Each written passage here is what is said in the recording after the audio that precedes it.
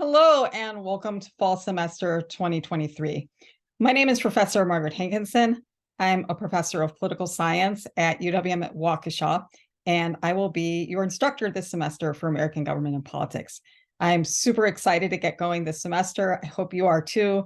This is one of my favorite classes to teach, and I think it's a really important time to be taking American government and politics.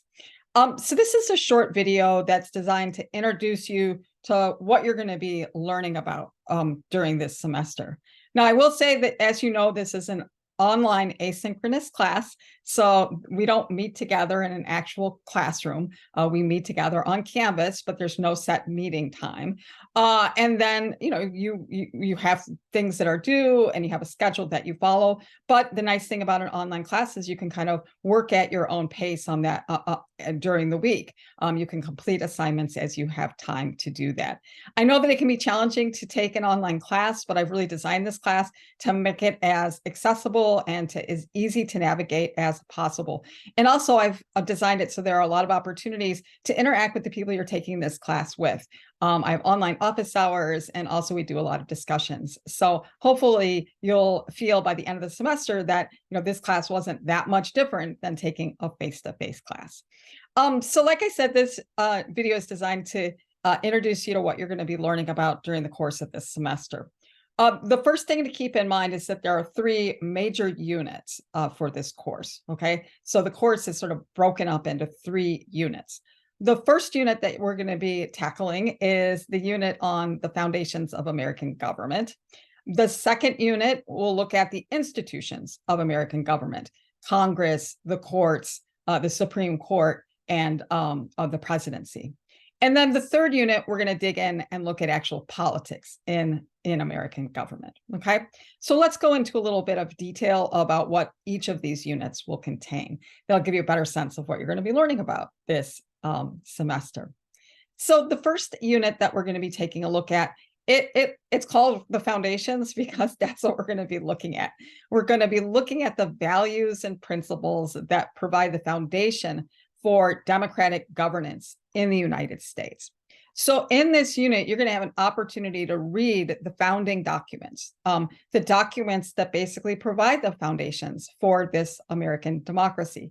You'll be reading the Declaration of Independence, you'll be reading the United States Constitution, and you will also be reading the Bill of Rights, the first 10 amendments to the United States Constitution, okay?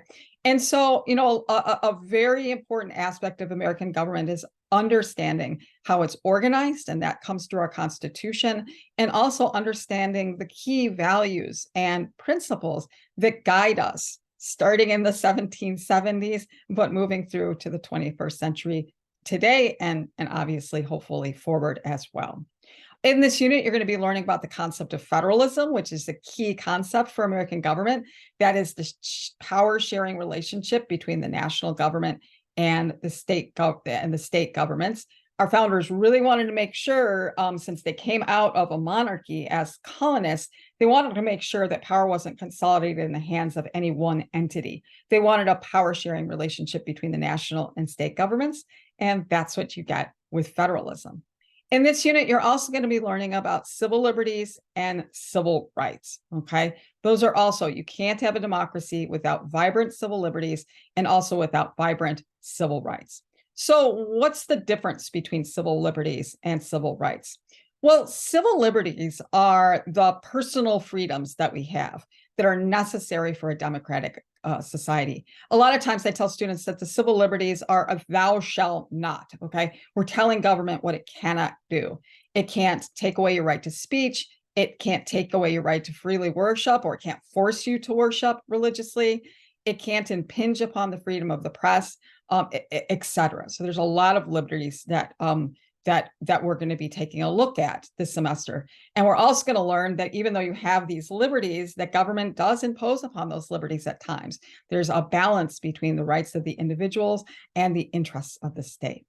Now, on the flip side of there, not really the flip side of that, but the other major core concept we're going to be learning about is civil rights in this first unit. Civil rights are the demands that we place on government, that we demand and place an obligation on government that we make sure that the government isn't discriminating against people, that they are treated equally in the eyes of the law, regardless of their race, gender, age, religion, ethnicity, or country of origin. That's what civil rights is. It's basically saying that when you live in a democracy, everybody needs to be treated equally in the eyes of the law. And sometimes that's easier to say than to actually achieve. So we'll be learning about the civil rights struggles that have taken place in the United States to expand that access to equal protection of the law. Okay.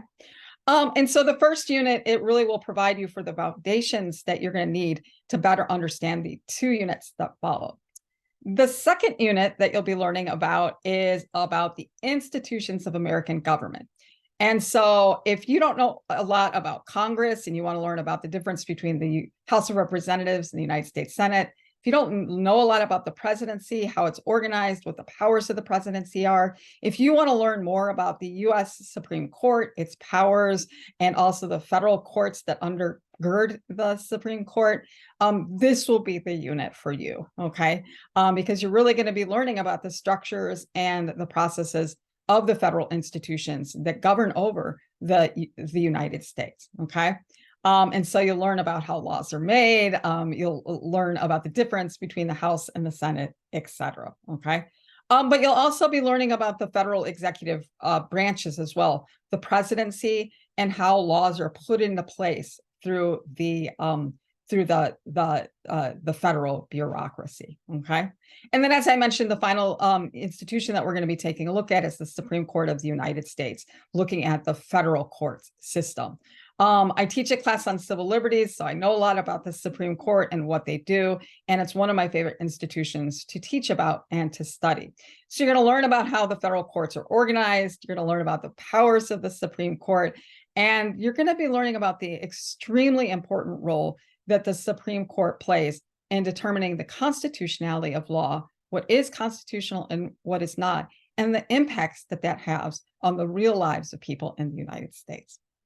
Now, the third and final unit of this course focuses on American politics, okay? And so American government are institutions, right? Congress, the presidency, the Supreme Court. Politics is about power, and it's about struggling for power. And so politics is defined as the conflict over who leads us, the structure of our government, and the policies of our government, okay? And so politics is really engaging in the struggle to get power, to keep power, and to influence who leads our country and the types of public policies that get enacted. And it's a good time to learn about politics today, because before you know it, we've got a presidential election just around the corner in November of 2024. And the battles for who's going to be the nominee for the Republican Party has already started. And that's a great example of politics in action.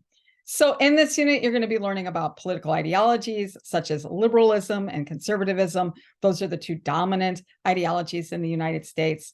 You're going to be learning about the role that the news media plays in democracy and the impact that it can have on politics. And I know the news media is a really hot topic, so we're going to be spending time digging into that.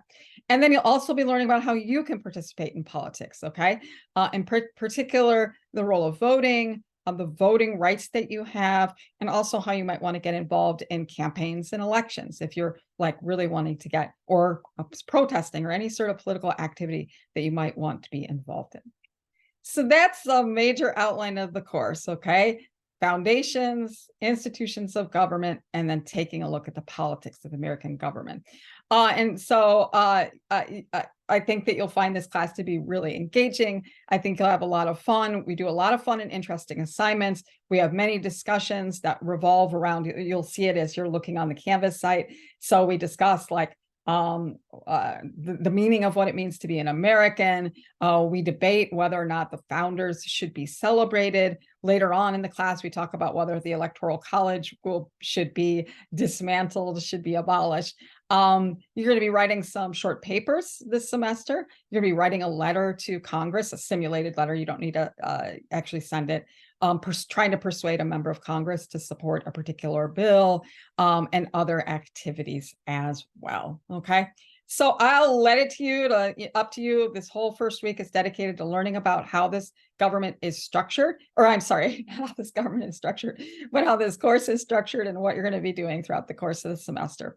So that's it from me. I am super excited for this semester. I can't wait to meet you all. And thanks for listening. And thanks for your time and attention. And I'll talk to you again soon.